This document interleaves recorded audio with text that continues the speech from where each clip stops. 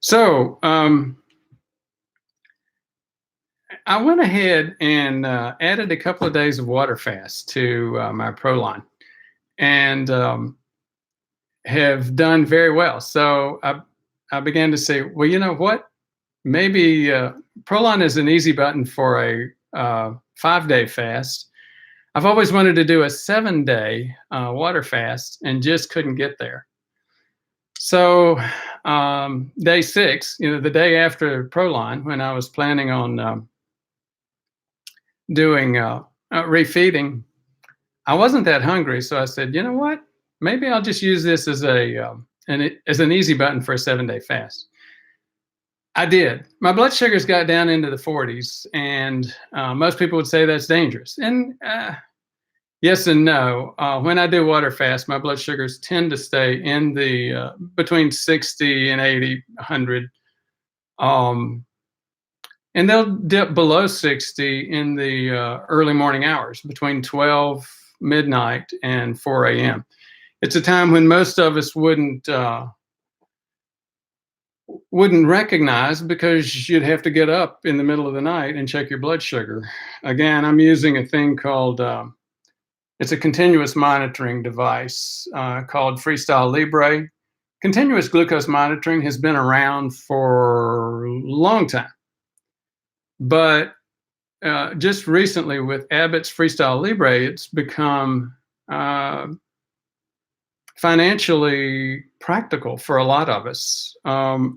So as you see, I use that a lot and tend to depend on it in terms of managing my glucose. I'm insulin resistant, and I'm not alone. Here's why I've been doing this fasting event. I'm a physician. Preventive medicine physician. I've spent most of my time teaching other docs and patients as well to prevent disease rather than try to repair the damage after it's already happened. The most devastating diseases we have are heart attack. It's the number one killer. Stroke. It's the number one disabler. You have a stroke and you're Bart Robinson. Good morning. Listening very closely.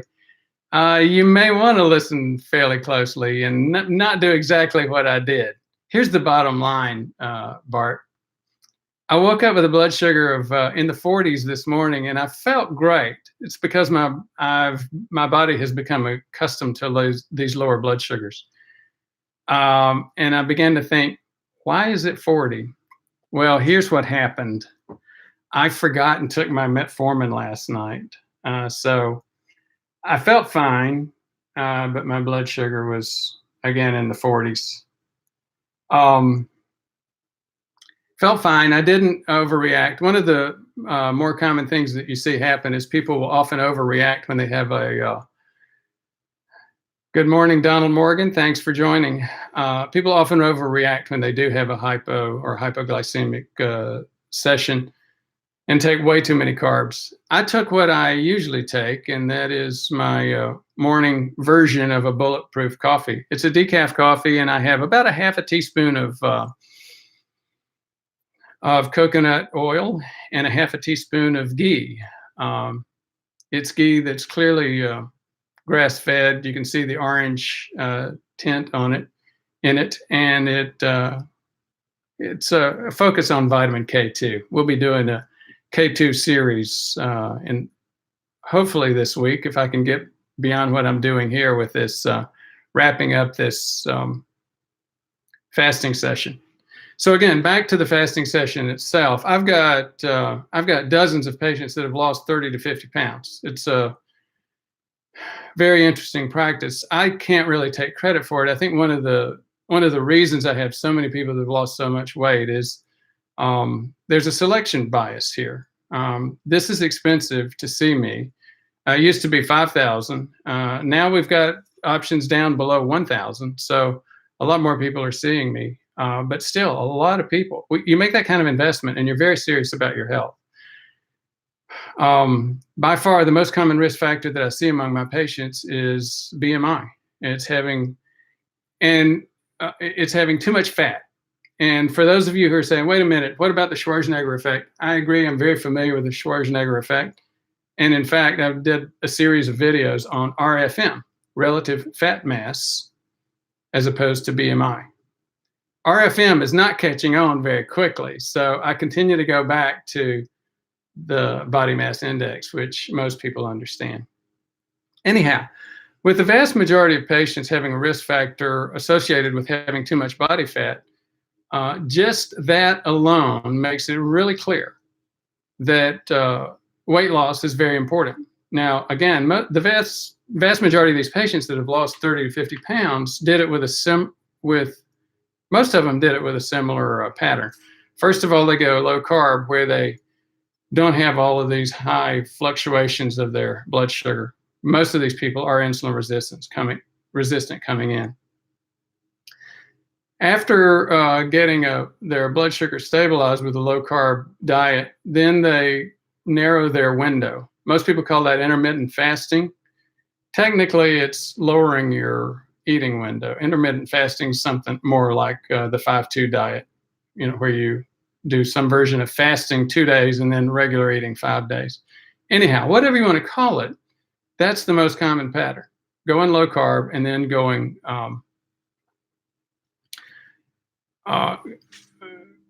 going to the lower the time restricted eating window.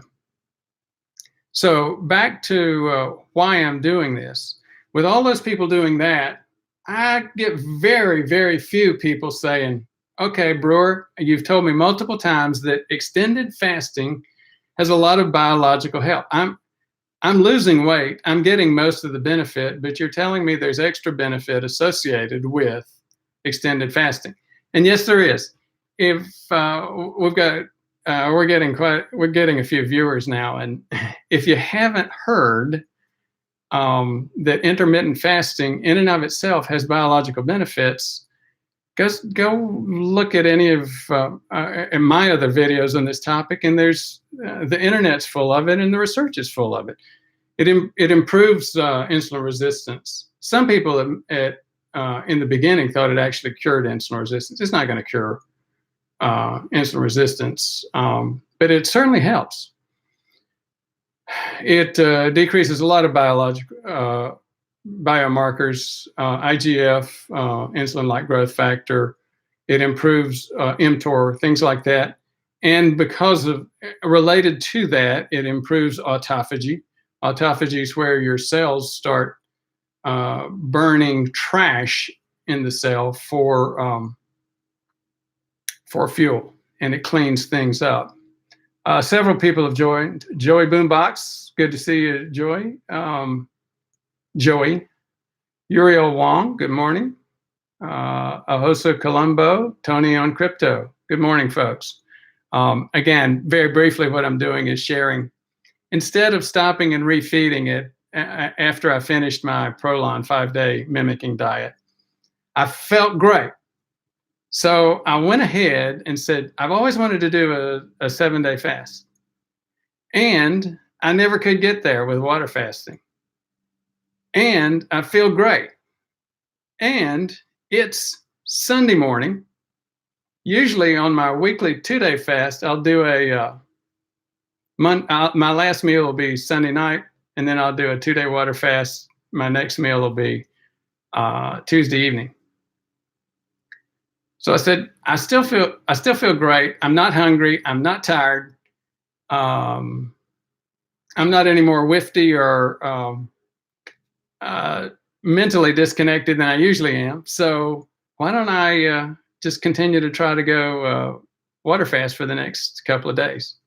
So I did, and I've been doing great. So now I'm this is day 7. And part of my decision right now is, am I going to go ahead and start refeeding on dinner tonight, or wait till breakfast tomorrow morning? And I just don't know yet. I'll go ahead and do a video, another live video, as I've done throughout this event, probably about 9 o'clock tonight, to share again, the end of the experience. So let's go back and talk about the glucose numbers. And let me show you what I saw this morning. I woke up this morning. I think here's been the big difference between my Prolon events in the past and the Prolon event this time. Number one, I didn't share those events in the past. This time I'm sharing them. And again, you see why. I'm trying to get people to focus on prolonged fasting. There's just not a lot of uptake on that. And I understand it's hard. It's not easy. People think there's a lot of risks to it. Walter Longo would say, yeah, there's significant risk. And he'll also acknowledge that he's very risk averse. And that he's very risk averse. But he makes a good point. He said, you may have hundreds and hundreds of people do fasting without a problem, but then you get one person who decides to do fasting when they're driving and they have a wreck. That is the major risk associated with hypoglycemia. And again, a lot of this video this morning is about hypoglycemia, what it is, the dangers associated with it, and how to manage it. So here's my blood sugar when I woke up this morning. It was 49. I felt great. I knew my body had become accustomed to lower blood sugar levels. I didn't overreact. One of the things that a lot of people do when they get hypoglycemic is they add a lot of carbs immediately and shoot their blood sugar way up. You don't need to do that. I went down, had my bulletproof coffee, sat down and watched TV. I didn't go up and down stairs very much more. And pretty soon my blood sugar came up to 61. As things would have it, my CGM blew out on me right about that time, after about an hour sitting there. So here was the number. Here was what it looked like right before it blew out. Again, it dipped below 50 and was coming back up after the bulletproof coffee. Speaking of one thing, and pardon my digressions, I do that a lot. And maybe I'm doing it a little bit more with the blood sugar down in the 60s, but maybe not.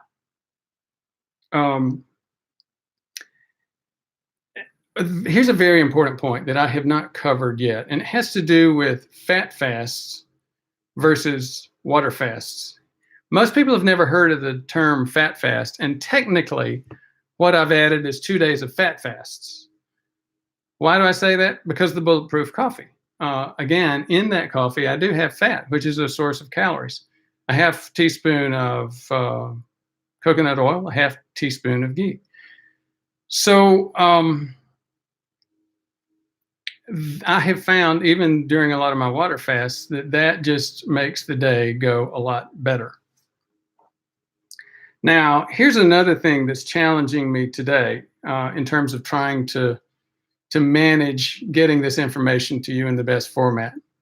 Like I said, my CGM blew up. I don't have another CGM monitor, so I can't share with you all the details. The other thing that happened was my printer blew up. So I was going to make some images, and again, I'm totally, as usual, plagued with images. I think I've shared most of the details. If you have questions about what happened, please let me know. Oh, did I measure my ketones this morning?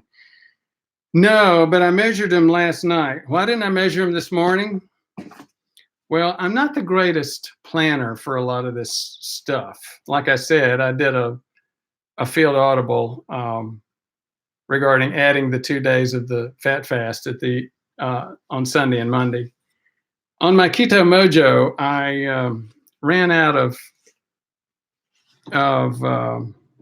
strips, keto strips. I ordered them, but they're not going to be here for another couple of days. What was my number last night? I didn't do one of these lives last night, didn't share, but I will now. It was 3.3, so it's not huge. That was after 5 days of Prolon. I usually get to a 3.3 after 2 days of a water fast. So again, as you see, what I've done with Prolon, and that's what Prolon's designed to do, it's a far less intense fasting episode. I don't know what my ketones are today, but I'd bet they're over 3.5. So CC says, I know the French paradox is a paradox, but they eat supper at 8 p.m. or later. Is it wrong to eat late? I think there's some research out there, and clearly Longo, who's very research driven, says it's better not to eat late. Sachin Panda, who's the guy, I think he may have been the guy that won the Nobel Prize a couple of years ago for circadian rhythm. He's got a lot of, anyhow, he's a significant expert, has published a lot about time-restricted eating. And he shows that, yes, it is better to eat early in your waking period. So it's a good point, CC. Most people that do what they call the intermittent fasting, which is just squeezing that time restricted eating window from 16 hours a day to much less, most of them just skip breakfast on a practical basis. It would be better biologically to just skip dinner, but very few people do that, and you all know why. Dinner is a very social time, and it's a little bit awkward for everybody else to be eating and you to be sitting there looking at food, being very hungry. So what's the waypoint here? I haven't seen any significant science regarding, is it better to just not do a time restricted window if you're going to skip breakfast rather than skipping dinner? But here's what I think. I think it's clearly better if to go ahead and do the time restricted eating, even if you do it later in the day, which most of us end up doing. So I hope that answered the question. Hope I didn't blather around in too many conditions and loops before I got to the point. Bottom line is, yes, you're better off eating breakfast and lunch than lunch and dinner.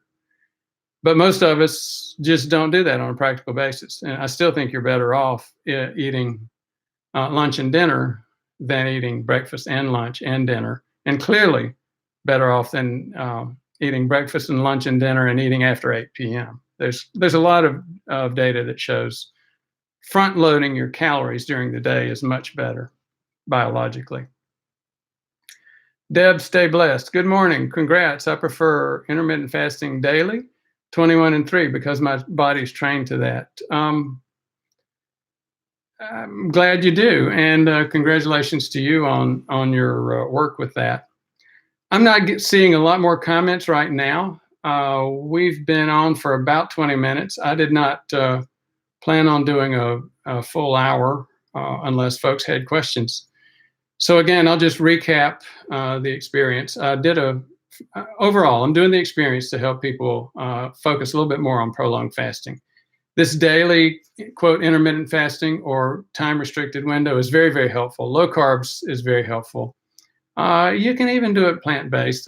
There's a whole lot of haters and debate, and I think way too much heat rather than light on this plant-based versus animal-based diet and carnivore and all of that.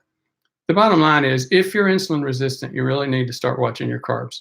I hope that sharing my blood sugar values through this experience has helped to focus folks on that fact. Again, bottom line is, biologically, prolonged fasting has a significant benefit beyond just the weight loss itself. And again, wanted to help provide some information in those areas. Use of CGM, continual glucose monitoring, use of prolonged fasting, how to, the fact that FMD is a great easy button if it's hard for you to think about getting into prolonged fasting. And then I got a little bit, I got a little bit aggressive past couple of days, adding that water fast, actually a fat fast, a couple of days to the end of my Prolon 5-day fast. We're getting a lot of comments here. I'll go back and respond to some of them. David Jones, I found to my surprise that my ketones don't move much as a result of very intense HIIT. I'm not surprised about that, especially unless you're fasting. I think it's more a question of what fuel availability you have. If you've got carbs available, you're going to burn those by preference. Okay, so he goes on to say, mine are normally pretty low, 0.3 before and 0.3 30 minutes post-workout. My glucose pops to 160s during the HIIT. That's not unusual, David. HIIT usually does result in a quick spike. It's usually not a huge spike, but it's very common. Here's a couple of reasons. Well, the major reason for that is adrenaline spike. You're getting some hormones that are pushing that liver hard to go ahead and create some immediate blood sugar. The liver then goes in, breaks down glycogen. Glycogen's nothing but a glucose chain. And so it's very easy for the liver to break off the glycogens and the glucose moiety, pardon the term, the glucose component of that glycogen, and spit it back out into the bloodstream. And that happens because of the fact that your active muscles start pulling glucose out of the blood and into the muscles so they can use it for fuel. So my glucose pops to 160 during the HIIT. Mine does too, typically. Aaron Milne, been taking statin for 3 months, rosuvastatin 40 milligrams. My total levels were 300. My numbers only dropped to 210. Anything I can do to help the numbers get lower? I'm 28, but it's still too high, right? Well, you're telling me about a couple of things, Aaron. Number one, half the people that have a heart attack have normal statins and normal LDL levels. LDL is, quote, the bad cholesterol, which, as evidence continues to mount, it's maybe not as bad as we typically thought. There is some risk associated with it, but bottom line, the first point is this: cholesterol is not quite as dangerous as we thought originally, and most docs still think now. The problem is really a thing called cardiovascular inflammation, and that's much more associated with the thing I've been focusing on during this conversation, and that is blood sugar. Blood sugars that get over 140 and stay above 140 burn the inside of your arteries. They damage the endothelium, the lining, the intima of your arteries, and then once those intima cells are damaged, they tend to transport LDL, or, quote, that bad cholesterol, into the artery wall. There it gets lodged. Your immune system sees that, knows that shouldn't be happening, sends antibodies and white cells, immune cells, into that space to dissolve it. And here's where the problem occurs. Here's where a heart attack or stroke occurs. When those immune cells release enzymes, they do turn that plaque into liquid. However, that liquid is dangerous. If it seeps back and touches the blood, components in that hot plaque, that liquid plaque that's been dissolved, can cause a clot. If the clot's big enough and it goes to the heart, it's a heart attack. If it's big enough and goes to the brain, it's a stroke. People will often have microscopic levels going on day after day, week after week, month after month, year after year, decade after decade. And at that point, microscopically, your brain and heart and maybe your eyes and kidneys start to look like Swiss cheese.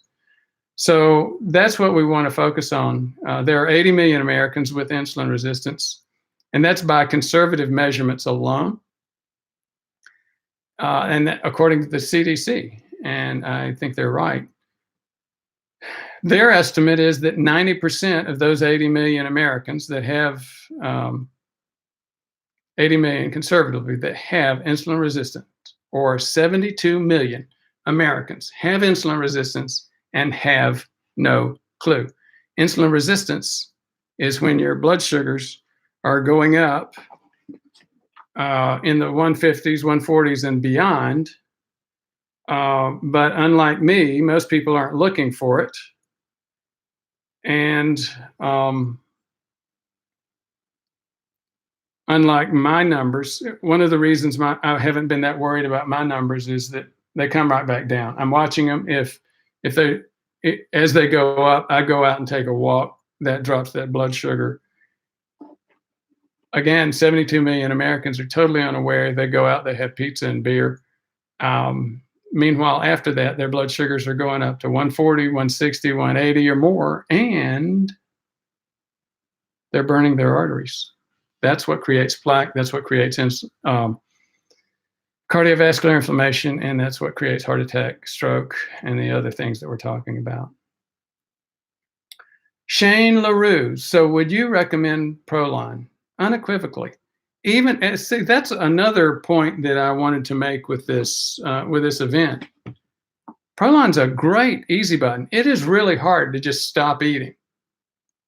If we're 62 years old, usually we've had at least 3 meals a day for 62 years, and many, many times, much more than that, much more than 3 meals a day. I would highly recommend reading a couple of Jason Fung's book. He gets into a lot of that component, and it's getting worse rather than better. We think with our kids, this next generation, we're supposed to give them snacks, mid-morning snacks, mid-afternoon snacks. They end up eating late, and bedtime snacks. They often routinely end up eating 6 times a day. It's hard to stop eating cold. The fasting mimicking diet, Prolon, was developed for several reasons. But all of them have to do with making prolonged fasting easier. And it does. It works at that area. So Aaron Milne, I've been dieting too. My diet is way better. Well, I'm glad to hear that. Thank you very much. I take cinnamon pills, turmeric pills, fish oil, and CoQ10 vitamins, all Spring Valley from Walmart. Again, good for you, and congratulations. But then help. I don't understand what you mean by that, Aaron. Donald Morgan, why are you taking metformin with your blood glucose so low? I didn't mean to do that, Donald. That was one of the mistakes that I made. So let me go back, and maybe I can show you what happened. You see those pill containers? That's what I usually do. I've got an AM dose and a PM dose that I have to take. With Eliquis, for example, I have atrial my blood pressure medicine's Ramipril. Metformin usually when I'm taking it. Here's what happened. During the fasting mimicking diet, I had gone in and taken all of my metformins out last night, but I didn't do it for the 2 days. As I said, I wasn't planning. I thought I'd be hungry and want to eat day 6, the first day after Prolon. I didn't do that. I forgot. And as you see, that's the, I don't know if you can see that pill in the, I don't think you can.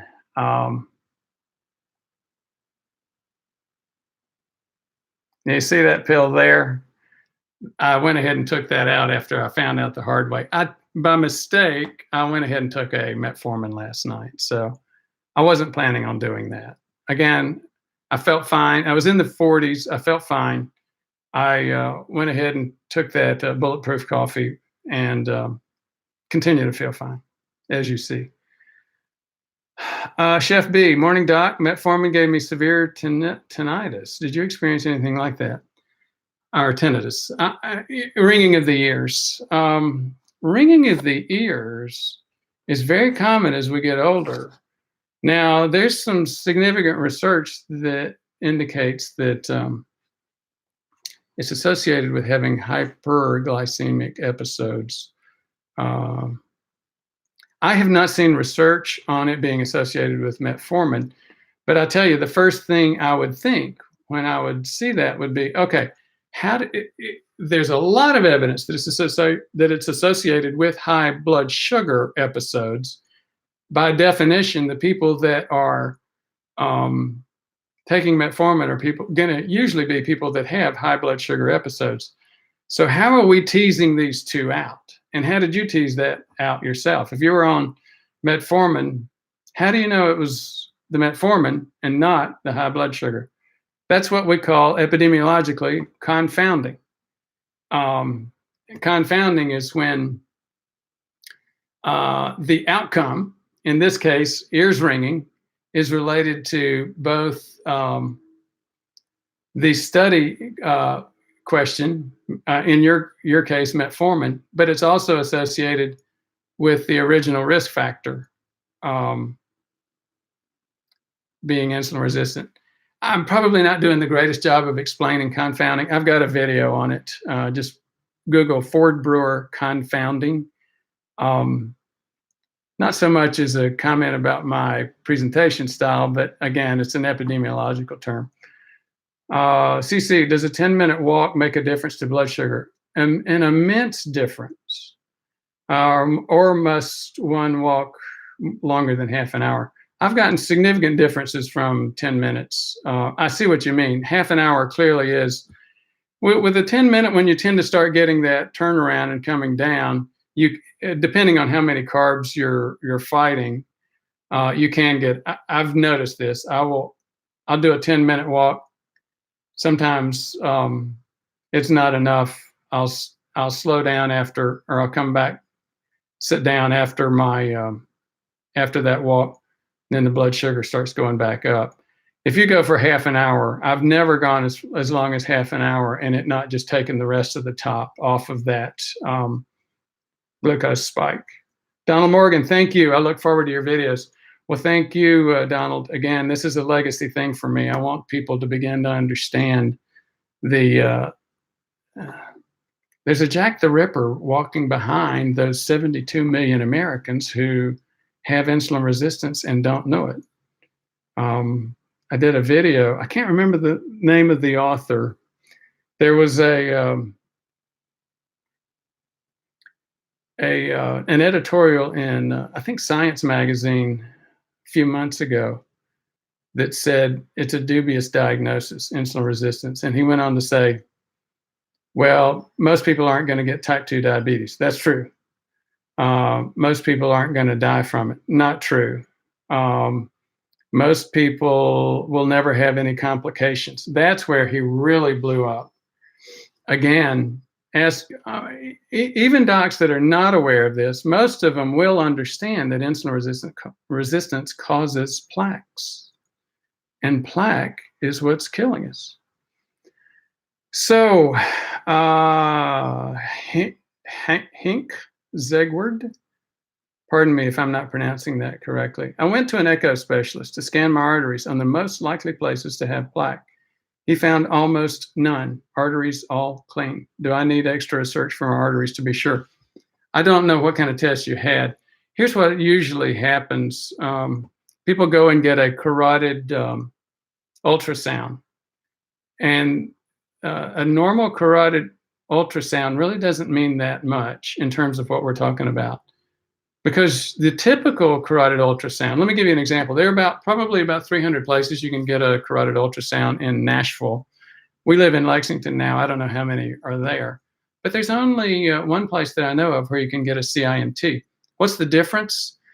CIMT measures the amount of plaque, even if it doesn't impede flow. Regular carotid ultrasound only shows if you've got impedance of the flow. Well, you have to have 50% or more, typically, occlusion of the lumen. The lumen is the hole where the blood flows, and that lumen has to be impeded half or more, usually, to get significant impedance. Sometimes as low as a third, but still, that's not what we're talking about.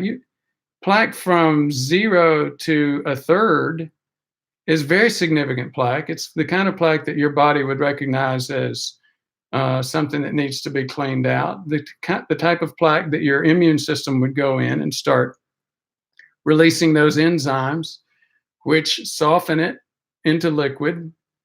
And again, once it's softened into liquid, that's where you have that risk of that liquid breaking through the intima, causing a clot, and then the clot causing heart attack and stroke.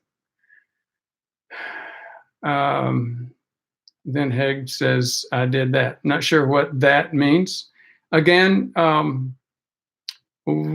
had meant this to be just a short impromptu update on what I'm doing post Prolon. Thank you very much for your interest. I'm going to sign out, and I will go ahead and give an update tonight, probably tonight at 9 o'clock. I'll go ahead and schedule that. Thank you.